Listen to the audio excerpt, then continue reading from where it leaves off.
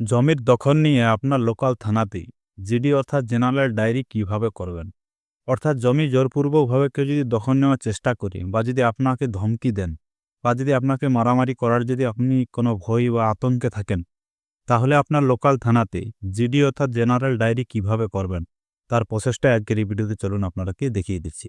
তো অবশ্যই ভালো লাগলে ভিডিওটি শেয়ার করবেন এবং চ্যানেলে নতুন হয়ে থাকলে অবশ্যই চ্যানেলটিকে সাবস্ক্রাইব করে রাখবেন। আবেদনটি লিখবেন মাননীয় অফিসার ইনচার্জ, আপনার থানার নামটি এখানে দিবেন, তারপর আপনার জেলার নাম। তারপর বিষয়টিতে লিখবেন জমিতে জোরপূর্বক দখল নেওয়ার আশঙ্কা সম্পর্কে জিডি বা জেনারেল ডায়েরি। নিচে লিখবেন মহাশয় সবিনয় নিবেদন এই যে আমি, আপনার নামটি দিবেন, আপনার পিতার নাম, আপনার সাং বা গ্রামের নাম, তারপর থানার নাম এবং জেলার নাম।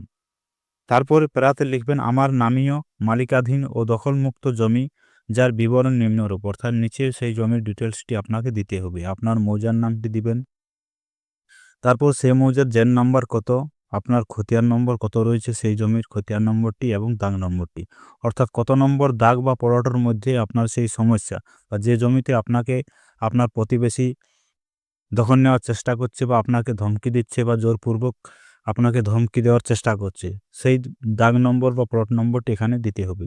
তারপরে জমির পরিমাণ, সেই প্লটের বা সেই জমির পরিমাণ কত রয়েছে একরে বা শতকে আপনাকে এখানে দিতে হবে। তারপর নিচে দেখুন উক্ত জমিটি নিয়ে আমার প্রতিবেশী, এখানে আপনার যে প্রতিবেশী অর্থাৎ যে পক্ষ আপনাকে বাধা দিচ্ছেন বা জোরপূর্বক করার চেষ্টা করছেন জমি দখল করার জন্য, সেই প্রতিবেশীর নাম এবং পিতার নাম। বর্তমানে জোরপূর্বক দখল নেওয়ার চেষ্টা করছে বা বেড়া দেওয়ার চেষ্টা করছে বা আপনাকে হুমকি দিচ্ছে, যেটা হবে সেটাই আপনাকে এখানে লিখতে হবে।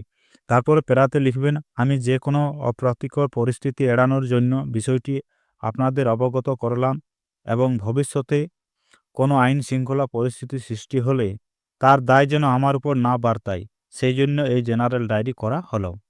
তারপরে নিচের শেষ প্যারাতে লিখবেন অতএব মহাশয়ের নিকট নিবেদন বিষয়টি নথিভুক্ত করে ভবিষ্যতের জন্য রেকর্ড রাখার জন্য বিশেষভাবে অনুরোধ জানাচ্ছি, এটা শেষ প্যারাতে লিখবেন।